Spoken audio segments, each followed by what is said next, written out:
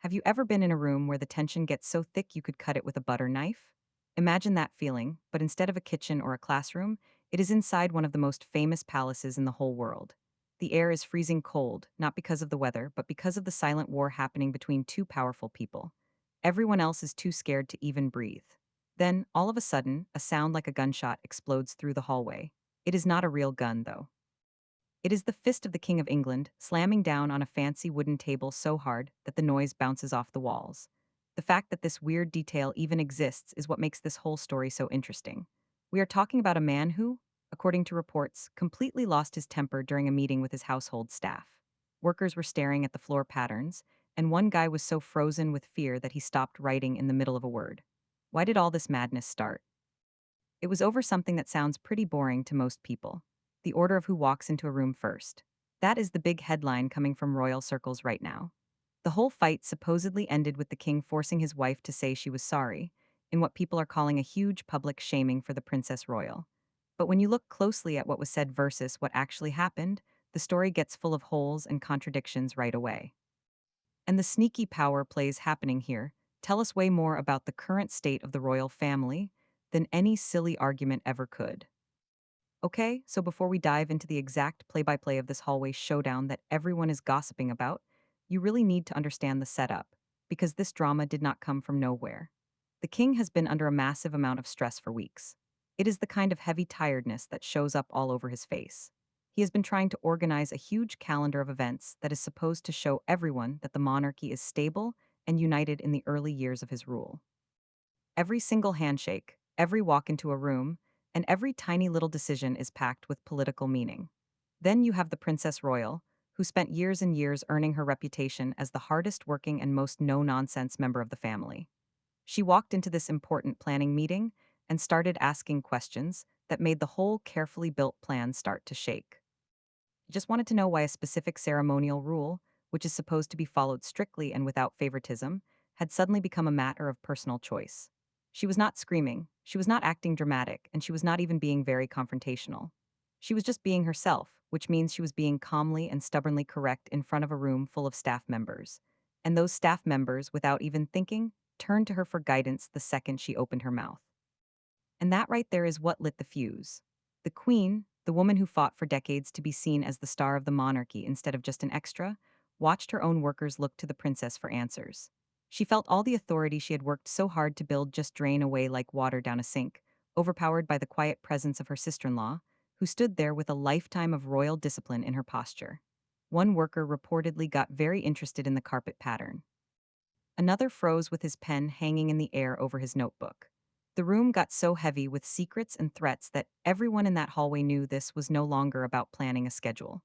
It was about who was in charge, who deserved respect, and the very thin line between personal pride and royal duty.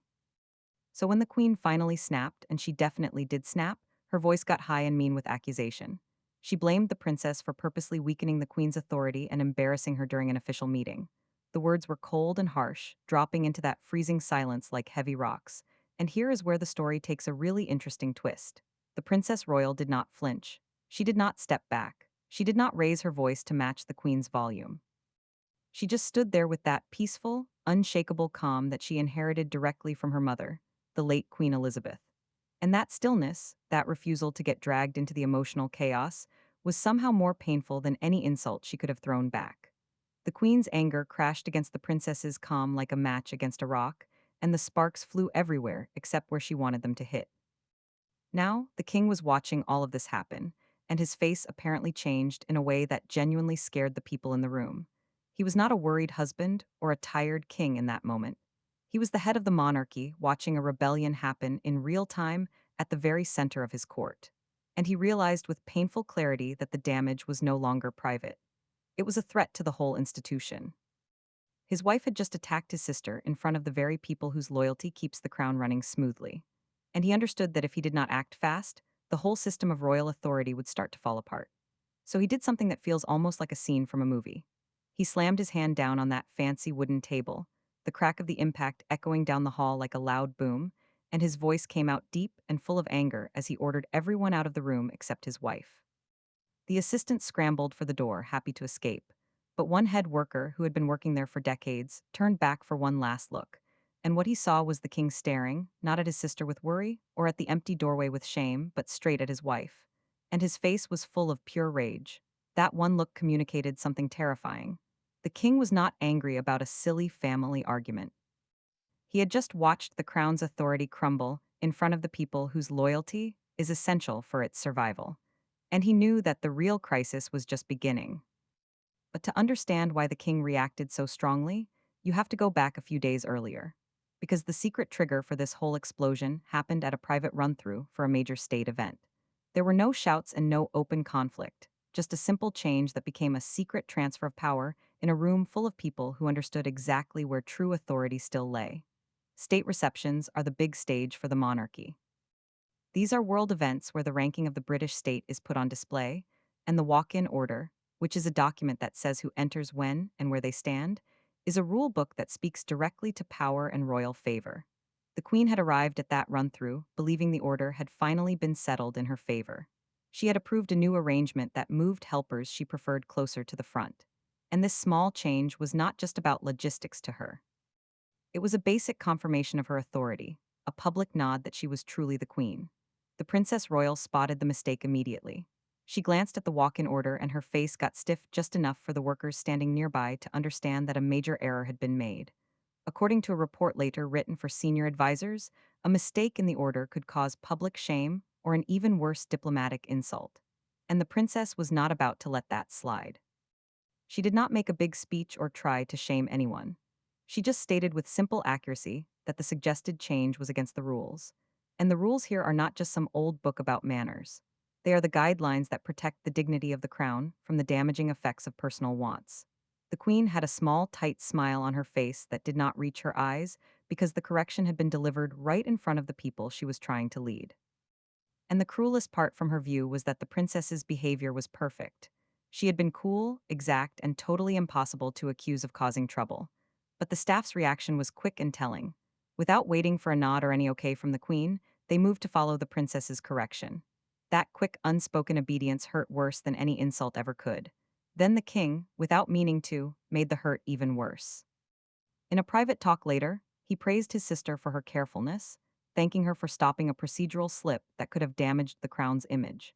This statement of thanks was written down in the official record of the day's events, and the queen learned about it because she overheard two staff members talking about the king's praise near a service staircase. She heard that the princess had been praised for correcting her. She heard that the king had taken his sister's side. She heard that the palace, the institution she now technically led as queen, had quietly and efficiently chosen the cold rules of procedure over her personal wants. From that moment on, she carried the shame like a secret knife. So when the princess questioned the household order in the hallway days later, the queen was not responding to one sentence about scheduling. She was getting revenge for a hurt that had grown intensely, poisonously personal. The second confrontation started with a very long, awkward silence. The princess put her briefing papers down. The queen looked at the workers who looked at the princess. The king looked from one woman to the other, and a look of tragedy spread across his face. When the queen spoke, everyone in that room understood this was no longer about logistics. This was a clear grab for power. And before the king could step in or soften the moment, the queen physically put herself between the king and his sister, which is a huge violation of royal rules. Because the monarch is supposed to be the final judge of arguments, not a viewer to be hidden from. Her voice started low and controlled but got louder quickly. She accused the princess of always making her feel like she did not belong, of hiding personal hate behind the strict rules of tradition. The princess did not react. She just stared at the queen with a deep quiet, a disappointed calm that seemed to upset the queen more than any yelling response ever could. The princess was very aware of her audience, knew the staff were listening, knew the king was watching, and understood that one wrong phrase could make the situation spin out of everyone's control. When she finally spoke, her voice was calm and quiet, and it just made the queen seem louder, more emotional, and more exposed. Then came the biggest accusation. The queen said the princess had spent years hiding her judgment behind a mask of duty, making everyone else feel small while claiming simply to protect the crown. The charge hung in the air, and the princess let the stillness stretch. Let everyone feel its weight before dropping a five-word response that would blow the entire situation apart. Duty was all that kept the crown alive. Simple words, devastating in their exactness. It was not just a defense of her own actions. It was a powerful reminder of their mother's entire reign. A subtle but clear difference between the late queen's unfailing strength and the emotional mess now unfolding in that hallway. This phrase broke the king.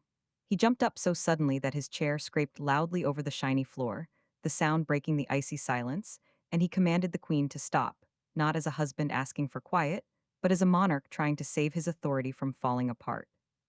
The queen turned to him with a look of shock and hope, witnesses said, apparently waiting for him to come to her aid, or at least blame the princess for taking the conflict too far. But in his eyes, she saw something much worse than anger. She saw the cold calculation of a decision being made. In the monarchy, every private hurt must eventually be brought under institutional control. The institution does not survive on love. It survives on a clear, unquestioned chain of command. And the king now faced a choice he could no longer avoid: protect his wife from public shame, or protect the institution from the appearance of being run by personal spite. Either option would cut him deeply. Only one would save the crown. After the confrontation, the king went to his study with the sounds of the argument still ringing in his ears. A few minutes later, the head of the household, the palace's top official for internal management, came in and laid a single piece of paper on the king's desk. It was a written report of the whole incident. This was no longer a family fight. It was now official, written down, and formalized. The harsh, unfeeling words of the official report made the event seem even more stark, noting the Queen's statements, the princess's reserve, the presence of attendees, and the exact time the king had ordered the room cleared. Such a paper exists to make sure senior officials receive an accurate factual description of what happened, and its simple presence meant the incident could not be ignored or wished away. If the monarch remained silent or did nothing, the entire household would see it as weakness. Somewhere else in the palace, the princess waited. She asked for no apology, sought no punishment, and sent no messages through secret channels. Her reserve was her dignity, and it spoke volumes. She had been attacked in public for defending the values she believed preserved the monarchy, but she would not make her personal hurt a public scene. The king knew this. He also knew that her self-control had made the queen's outburst look catastrophically damaging by comparison. The staff had seen one senior royal lose her cool and another keep her dignity under fire, and the difference was devastating. For decades, the king had protected the queen from public hate, from the judgment of his own family, from the weight of history itself. Now he was being forced to scold the woman he dedicated his life to protecting. His hand rested on the summary, his eyes distant, grasping the bleak reality. Love might explain his wife's uneasiness, but it could not excuse the damage her actions had done to the crown. When the decision came, it was carried out with calm official efficiency. The king put away the incident account, grabbed the next planning document for the engagement, and with one stroke of his pen, removed the queen's name from its oversight. He told the head of the household that the Princess Royal would personally oversee the final ceremonial order. This was a crushing blow. Control of the ceremonial order is a direct sign of the monarch's trust, and the queen had wanted that responsibility as proof of her acceptance. She lost that trust because of what the princess did and how she herself reacted. The head of the household, who was fluent in the language of palace power, took the order without question. And from that new direction, the king understood everything he needed to know. The palace understood it, too. The decision was not emotional anymore. It was institutional. But the punishment did not arrive with a loud announcement. It came, as these things always do in royal circles, in the form of a single changed briefing document presented by an aide who could not quite meet the queen's eyes. When she saw the princess's name where hers should have been, she felt the room close in around her. The new household order was a sneaky masterpiece of cruelty. It did not scold her or accuse her or even mention the confrontation. It simply, cleanly, and forever removed her from the center of authority. Her first emotion was humiliation, quickly followed by disbelief. The great, impersonal machine of the palace had turned against her, and the quiet speed of the punishment was colder and more final than any angry argument could ever be. She gripped the paper tighter and asked the aide one question. Had the princess asked for this? The assistant hesitated just for a second, but that second stretched into an eternity, and it was all the answer she needed before he told her the order came from the king himself. That was the real blow. A standing fight with the princess was one thing. A clear rejection from her husband, the king, was another. It meant he had not just failed to protect her, he had actively taken the other side and corrected her. He left her alone with the folded paper and the terrible knowledge that the household had already accepted the new reality. She might still wear the crown and be called queen, but inside the palace where real authority lives, a critical responsibility had been taken from her, and handed to the exact woman she considered her enemy. When the king came to her room later, he came alone. He closed the door behind him, and the soft click of the lock seemed to end the public show they had both been putting on. The kingdom faded for a moment, leaving nothing but a husband and wife trapped in a truth neither could escape. The queen demanded to know why the princess had been protected so fast and so completely. Why was the princess royal allowed to stay unharmed while she, the queen, was left to suffer the shame of a public correction? Her voice was heavy with anger and pain. The king listened, and his silence hurt more than an argument would have. He was not rushing to comfort her. He was carefully choosing his words, aware that one careless statement could destroy whatever remained of their private and public partnership. When he finally spoke, his words were exact and crushing, and he said she had not needed protecting. The crown, the institution of the monarchy itself, not just the people in it, had been damaged. They had not just seen an argument. They had seen chaos at the top level, seen their king hesitate, and that hesitation, even for a few seconds, showed a picture of weakness that could be a disaster for his rule. The queen winced at the word duty, the same word the princess had used as a weapon against her.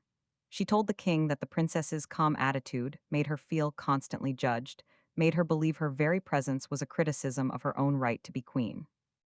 It was a startling admission of the insecurity that had fueled her anger. The king recognized her suffering, but he was not moved. The damage had been done. He told her there would need to be a direct and formal apology to the princess, and then he walked out of the room, leaving her to face the reality that her next humiliation would not be a quiet official one. It would be face to face. The final meeting was held in a smaller reception room, a formal space with no comfort and no way out. The king stood silent when the princess arrived. She walked in with no look of victory, her expression serious, the attitude of someone who understood that even if she won, the institution might still lose. She wanted order restored, not revenge, and her restraint was a powerful reminder of why the staff and now the king had trusted her judgment. The queen came last. She apologized for attacking the princess in front of the staff. The words came with obvious effort in a voice that had lost its anger. The statements were a confession of more than a lost temper. They were an admission of a huge loss of control, an acknowledgement that her personal pride had dirtied her royal duties. The princess accepted the apology with steady calm. Personal hurt, she answered, should never be allowed to overrule official responsibility. Then the king spoke, his voice carrying all the authority of the crown. He indicated that all future state events would have their ceremonial order directly overseen by the Princess Royal.